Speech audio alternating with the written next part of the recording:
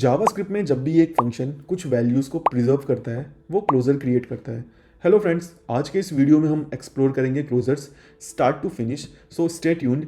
सो without wasting time चलिए शुरू करते हैं। यहाँ पे मैं एक छोटा सा कोड स्निपेट ऐड कर देता हूँ। यहाँ पे एक फंक्शन है शो, जिसके अंदर दो वेरिएबल्स हैं एक्स और वाई, और एक सिंपल सा इनर फंक्शन है जो कि सिंपली एक्स और वाई को कंसोल कर रहा है। यहाँ पे ये जो इनर फंक्शन है ये यहाँ पे क्लोजर क्रिएट कर रहा है, ये एक्स और वाई को क्लोज ओवर कर रहा है। अब मैंने कहा था कि एक ऐसा फंक्शन जो कुछ वैल्यूज़ को प्रिजर्व करे, तो हम ये चेक भी कर सकते हैं कि एक फंक्शन वैल्यूज़ को कैसे प्रिजर्व करता है, जिससे हमें क्लोजर का कॉन्सेप्ट बहुत अच्छे से पता चलेगा। सो यहाँ पे मैं क्या करता हूँ, कंसोल डॉट लॉग करने की बजाय हमारे पास एक और फंक्शन है dir, जो कि किसी भी ऑब्जेक्ट को बहुत ही अच्छे तरीके से कंसोल में दिखाता है। तो यहाँ पे मैं कंसोल डॉट dir करता हूँ इस इनर फंक्शन को और इस प्रोग्राम को रन करता हूँ। कंसोल आउटपुट को मैं थोड़ा जूम कर देता हूँ जिससे कि हमें चीज़ें अच्छे से दिखें। यहाँ पे मेरा इनर फंक्शन लॉग हो गया है। अब इसे एक्सपेंड करके चेक करते हैं कि ये वैल्यूज़ को कैसे प्रिजर्व करता है। सो यहाँ पे जब मैंने इसे एक्सपेंड किया तो हमें एक की देखने को मिल रही है, स्कोप। और यही वो स्कोप है जो कि पूरे क्लोजर की कहानी को क्रिएट करता है। एक फंक्शन जो भी आउटसाइड वेरिएबल्स को एक्सेस करता है वो सारे आके इसी स्कोप प्रॉपर्टी में प्रिजर्व हो जाते हैं। अब अगर मैं इस स्कोप को एक्सपेंड करूँगा तो आप देखोगे इस स्कोप में दो चीज़ें हैं, एक तो ग्लोबल और एक क्लोज़र। अब ये जो क्लोज़र है यहाँ पे आप क्लियरली एक्स और वाई को देख सकते हो।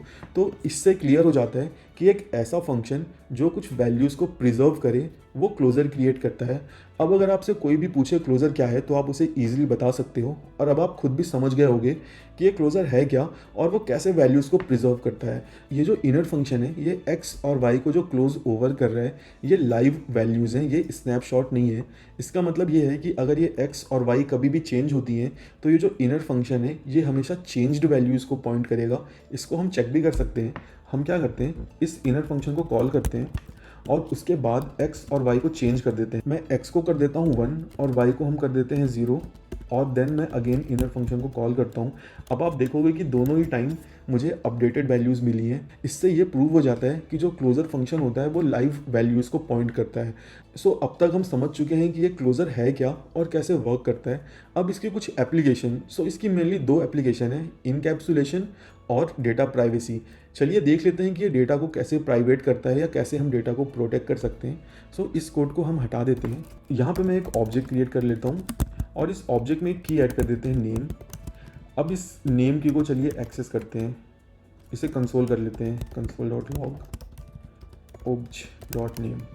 अब जब मैं इस प्रोग्राम को रन करूंगा तो आप देखोगे कंसोल में जो भी की मैंने डिफाइन की है उसकी वैल्यू लॉग हो चुकी है। अब प्रॉब्लम ये है कि मैं इस नेम की को चेंज भी कर सकता हूँ। मैं यहाँ पे कुछ भी इसकी वैल्यू को सेट कर सकता हूँ, जैसे कि आप यहाँ पे देख रहे हो मुझे अपडेटेड वैल्यू देखने को मिल रही है। अब क्लोजर का यूज़ करके यहाँ पे हम डेटा प्राइवेसी अचीव कर सकते हैं। सिंपली मुझे इस ऑब्जेक्ट में एक फंक्शन क्रिएट करना होगा, गेट नेम। ये एक फंक्शन रहेगा। अब ये जो गेट नेम फंक्शन है ये एक क्लोजर क्रिएट करेगा इस नेम की के लिए, और यहाँ से मैं सिंपली रिटर्न कर देता हूँ दिस डॉट नेम। अब जब भी मुझे इस नेम की को एक्सेस करना होगा तो मुझे इस गेट नेम फंक्शन को कॉल करना पड़ेगा instead of directly accessing that property. जैसे ही मैं इस गेट नेम फंक्शन को कॉल करूँगा मुझे कंसोल में मेरी डिफाइंड वैल्यू मिल गई है। अब यहाँ पे मैं एक दूसरा फंक्शन क्रिएट कर सकता हूँ जिसका यूज़ करके मैं इस नेम की को अपडेट कर सकूँ, सो दैट यूज़र के पास डायरेक्ट एक्सेस ना रहे मेरे प्राइवेट वेरिएबल्स का। यहाँ पे हमने डेटा प्राइवेसी डिस्कस की। अब इनकैप्सुलेशन के बारे में पढ़ना आपका काम है। अब तक हमने क्लोजर के बारे में सीखा और क्लोजर की दो एप्लीकेशंस। अब देख लेते हैं इसका डिसएडवांटेज क्या है।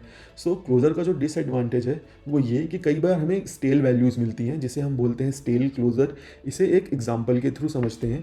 यहाँ पे मैं एक फंक्शन क्रिएट कर लेता हूँ, फंक्शन शो, और यहाँ पे मैं दो वेरिएबल्स क्रिएट कर लेता हूँ। एक काउंट क्रिएट कर लेते हैं, काउंट 0, और const message is equal to score.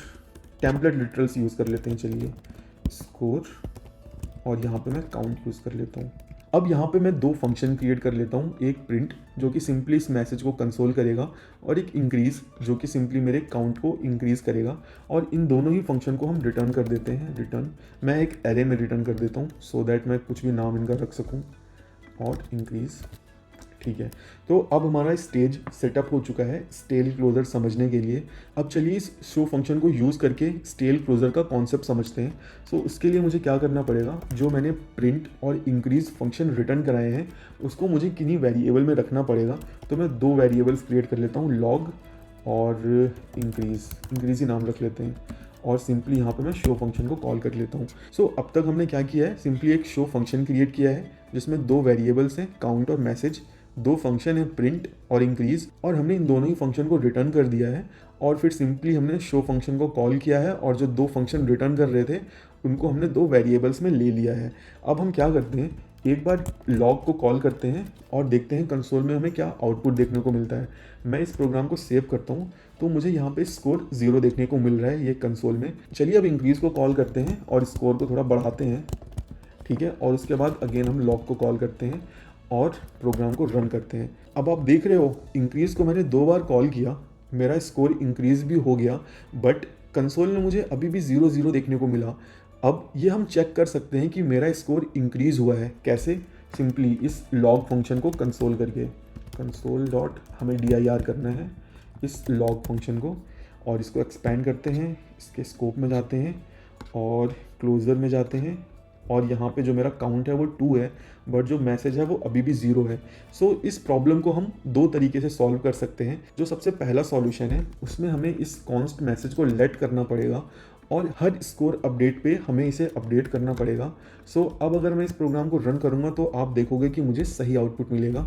चलिए इसको हटा के यहाँ पर मैं लॉग को दोबारा कॉल करता हूँ, तो यहाँ पे मुझे अब अपडेटेड स्कोर देखने को मिल रहा है।